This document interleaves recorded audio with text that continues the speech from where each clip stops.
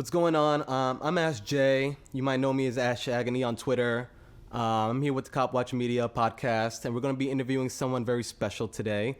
If you're a regular park goer to Washington Square Park, you might know about the Washington Square Park SOS page on Instagram. On the page, you'll see videos of what the NYPD, NYC Parks cops are doing on a day-to-day basis in the park, as well as news for basically the regular park goer. And I'm here with the person who runs that IG account today.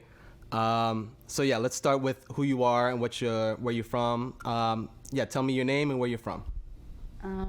It's a pleasure to be here today. Thank you for inviting me. I'm gonna call myself La Maga for safety reasons. I'm from Dominican Republic. I'm 21 years old, and I have 5 years in this country.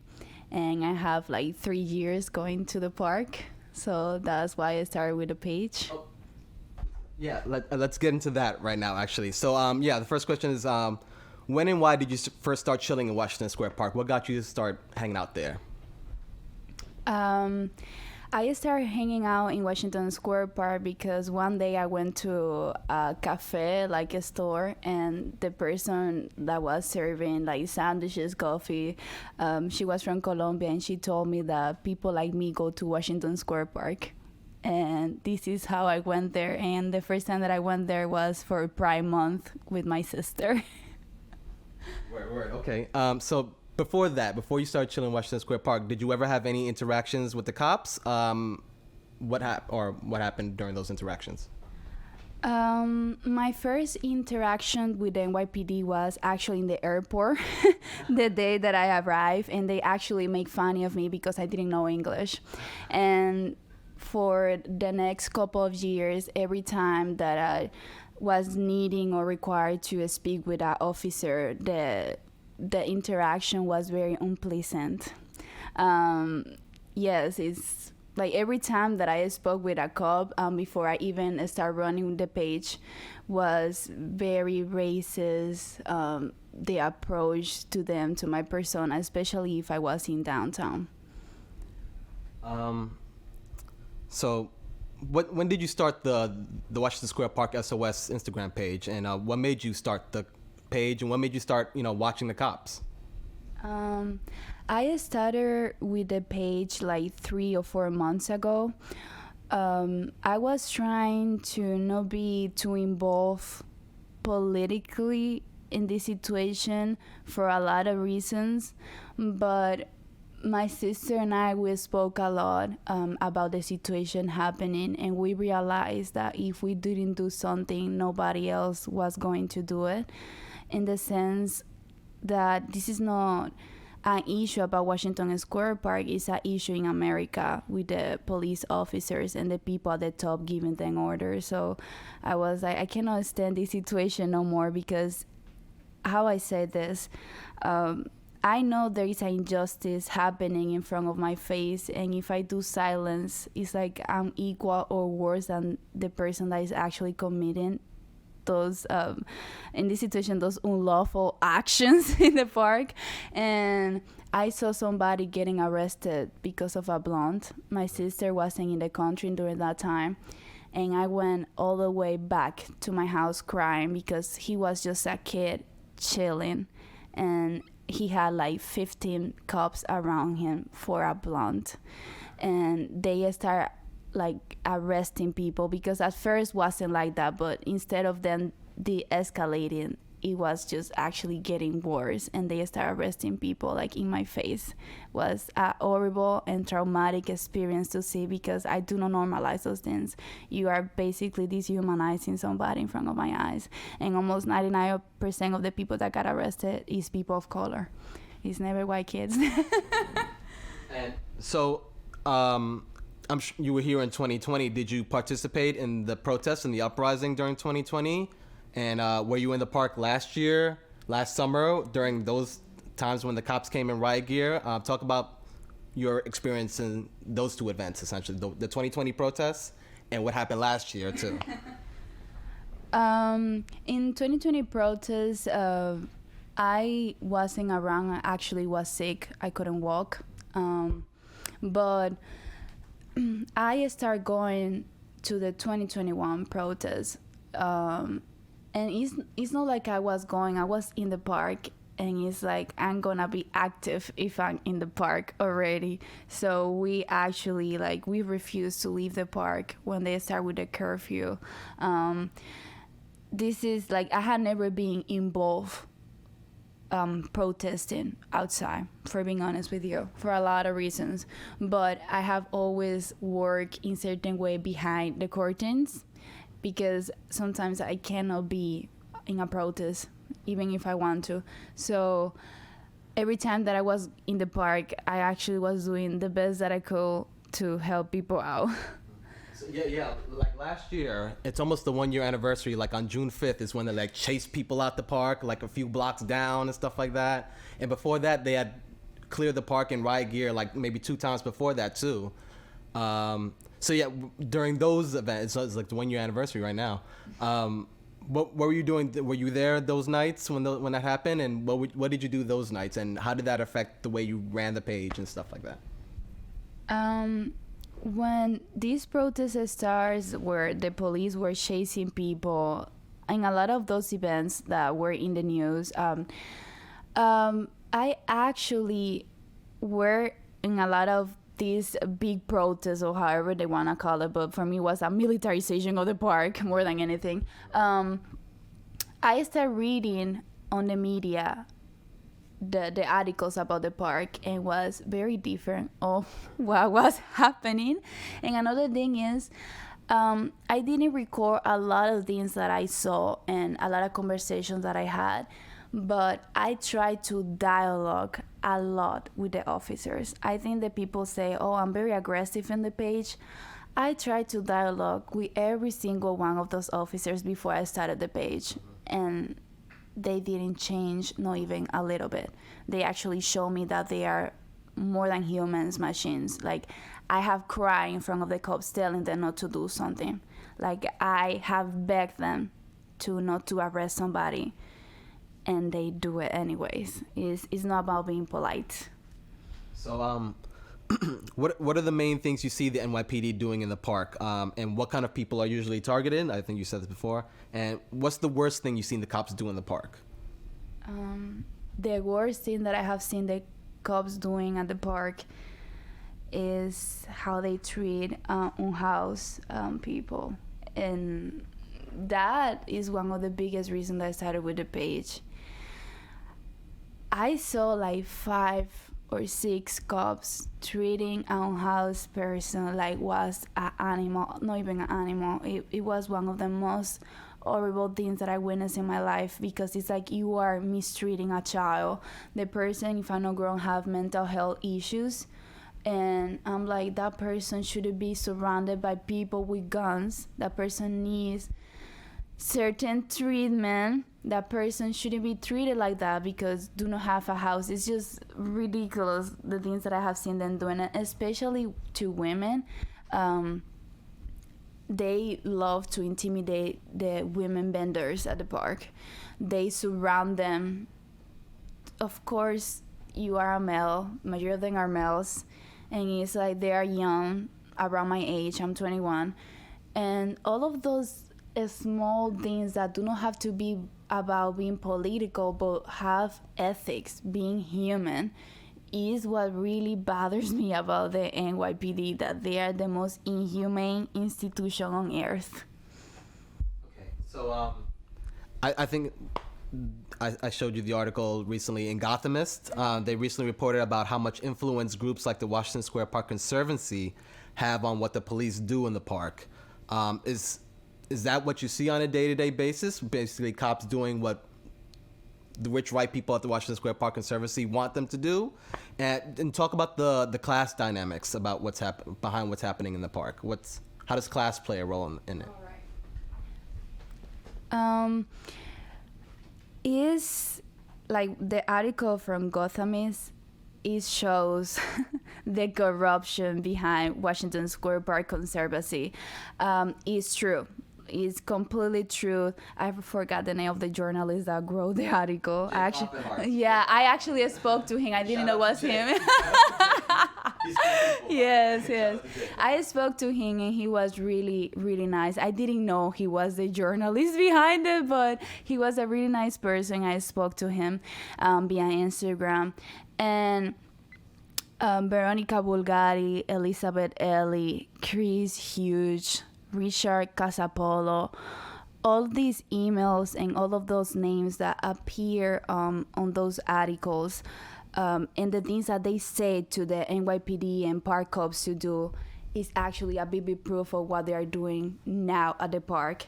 For example, they unlawfully arrested me for a Bluetooth speaker that you cannot listen from 20 feet away. And Elizabeth Ellie in the Gothamist article said that she doesn't want music, that she doesn't want people with the speakers. And this is actually what they are doing, not just to me, to every single person that is enjoying themselves.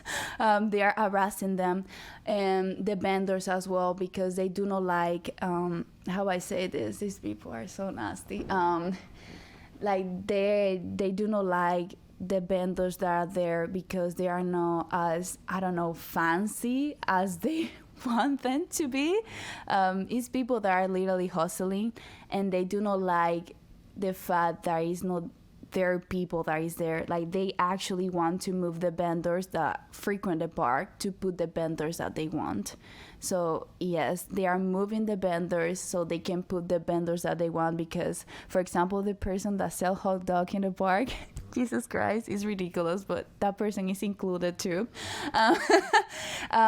They want that person to leave. Well, they are removing that person from there so they can put another business person that is around the area that they want to put. Is yes, 100% warranty what is happening in Washington Square Park, and the way that Gotham is portrayed is accurate, because this is what I see on my daily basis. Whatever I read on those articles is what I see the NYPD and park cops doing it in the daily basics. Like for any person that is doing, I don't know, music or bending or even just chilling, because they are really against weed. Weed is legal. I don't know if that answered the question. Let's talk about because I guess most people who don't go to the park don't know the difference between the NYPD and the NYC Parks cops. So tell people who might not know, what are the differences between the NYPD and the NYC Parks cops, and how do you see them working with each other? What do they do differently? How do they work together, basically? The dynamics between the park cops that comes from the Conservancy and the NYPD is, what I see is that around like 2 or 3 p.m., if they start late, they start getting out of their offices next to the restaurant in Washington Square Park, and they do like a loop. And they, depending on how is the park, they call the NYPD. Usually when I'm recording there, they call the NYPD. When they see certain resistance or the park is packed, they are, how I say this, less aggressive, and they do not have as much authority as the NYPD does. So they literally team up with the NYPD. So it's like they usually use the park cops to address the vendors or whoever person that they want to call the attention. And if the person like show any kind of resistance, then the NYPD interfere. But usually the park cops walks in the park alongside with the NYPD. So it's like, if you don't do what I'm saying, you know who is in the back with me right now. You talked about resistance. Have you seen much resistance lately from people in the park? And when was the last time you seen some real resistance to like cops fucking with people, essentially? I started seeing more resistance in the park, definitely, yes. Especially, I will say after the page, and I'm not saying like, oh, I did make the people say no, whatever, because they actually told me to turn off the speaker, and I didn't. And I explained to the people why is the reason I didn't turn off the speaker. It's about a symbolism of power, because I think, how I say this, I think the people is showing more resistance is because they now know why is working behind the curtains and why is the reason that things are happening in Washington Square Park. It's not because we are criminals, it's because the elite is giving money to the NYPD and is using the conservancy to like an extension of their power rather than an institution that is working for the commonwealth of the citizens. So when the people saw, especially the emails and the articles from Gotham East and Corv, the people were really mad. Like, a lot of people go to me like, I didn't know about this. I'm gonna be at the park tomorrow. I'm gonna be there. Especially the skaters, when they I made public, like Eric Ablan said, like, you cannot skate in the park. The skaters were like, oh no, we are gonna be there, because I think the people is connecting like knowledge with action, I will say. So yes, definitely is more resistance at the park. So what's the ultimate goal of the Instagram page? What do you hope to see in the future in the park? And what would you like the park to look like? Would you want to see no curfews, no cops in the parks, more spaces for the skateboarders, artists, and vendors? What's your ideal for your the IG account, and what's your ideal for the park? How I see the park in the future and the things that I'm planning to do with the Instagram page. More than anything, I'm thinking about use the platform to educate the audience, especially that the platform or Instagram page is for literally the youth. I think we need the youth to be in charge of a lot of things right now, because we need new ways to do things. We need like another mentality. So I feel like there is a epidemic in America in terms of education. The education here is very poor, and I feel like we cannot move forward, not just with Washington Square Park, but any sense in society, if the people do not have the education to actually realize what is the problem and how can like resolve this issue. Because, for example, if the people do not have the education to know that they are citizens and not puppets, we are not gonna move forward with the page, because we need the people to speak up. And how I personally see Washington Square Park going is, I feel there is a lot of things that needs to change in the park.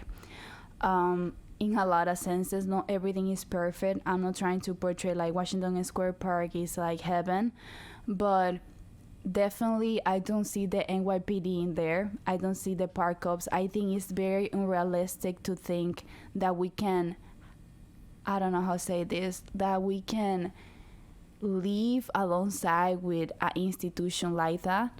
And I feel, oh my goodness, it's too many changes that we probably will have to do so we have a safe space. Yeah, what changes do you want to see? Like, just lay it all out. If the park was perfect in your idea, in your head, what does that park look like? The perfect idea of Washington Square Park for me will be where is mutual respect, community work. I as well report sexual predators on the page. A safe space for women. I think a lot of people did silence in that sense, where there is a lot of sexual predators in society, and Washington Square Park is not the exception, even with the vendors. I think another perfect thing will be that the people pick up the trash, because after them, yes, it really bothers me when it's an event and the people leave Washington Square Park. Disgusting. Another thing is, I think for us to be able to see Washington Square Park in a good shape for the majority of the New Yorkers, for not say all of them, is the neighborhood. That neighborhood needs to change. The fact that New York City is divided by class and ethnicity is something that everybody should think about, because I genuinely cannot understand how every single person that lives around the area is white. It's unacceptable. So what do you think needs to happen to make that ideal a reality? And what do you think needs to happen to make park goers like take an active role in making that happen and rising up like they did last year against the cops? What do you think needs to happen? What I think it needs to happen so that people raise up is, as I said before, education, and more than anything, have empathy. I'm not a bender. I'm not a musician. And I don't have to see somebody getting arrested for be making their money honestly and be like, that's not correct and I should stand with that person. Is literally have certain integrity and values inside of hearts and realize that we are all humans. Is an empathy issue. Maybe it's like I feel like this society, especially this city, is very individualistic, and that's why it's so hard for the people to see outside of the box and be like, if my environment is not good, then I'm not good, because we don't have our vendors or artists at the park as before. And I feel like the people is not happy about it. Like, you see the environment has changed and not for good. So a lot of people is like, I don't want to go to the park no more. And it's like, even if there are no vendors or whatever, is indirectly how I say this, I feel that the people, instead of actually realizing, oh, there is an issue happening in the park and that's why I do not want to go to the park, they are just stop going instead of actually doing something. It's like the people need to realize that if you don't do it, anybody else is gonna do it for you.